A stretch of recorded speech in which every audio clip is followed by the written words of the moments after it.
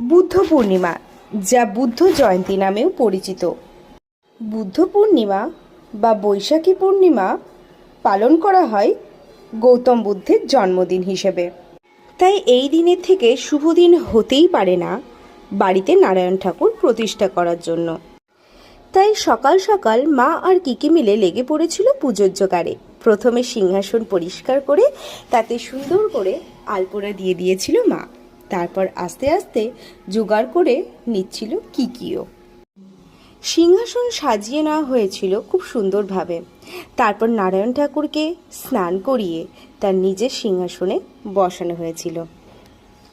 আর মায়ের অনেক দিনের ইচ্ছা ছিল নারায়ণ ঠাকুর বাড়িতে প্রতিষ্ঠা করবে, তাই পেতলের নারায়ণ কিনে খুব সুন্দরভাবে প্রতিষ্ঠা করা হয়েছিল আমাদের বাড়িতে।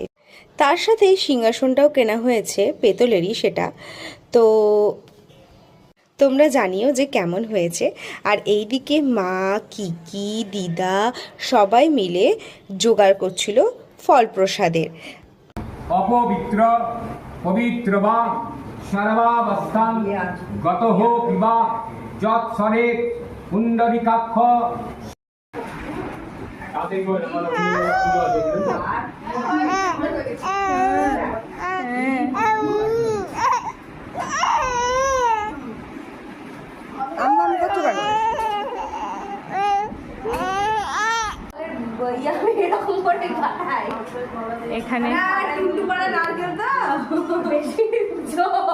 এখানে সত্যি নারকেল ফাটাতে পারছে না, সবাই দেখে নাও।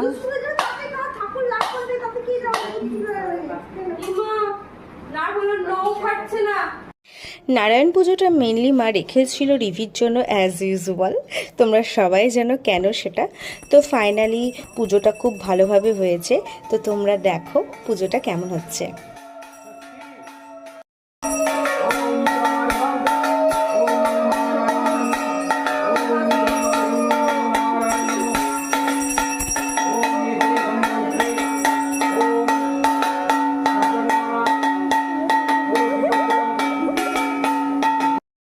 রিভির সাথে সাথে বাড়িরও যাতে সুখ শান্তি বজায় থাকে, যেন সবার শরীর ভালো থাকে, সেই জন্যও পুজো করা হলো এবং যজ্ঞটা করা হয়েছিল।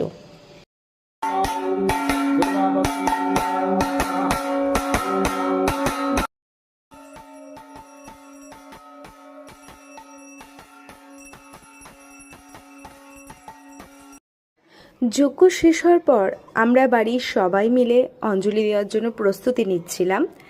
তারপর অঞ্জলি দিয়ে ঠাকুর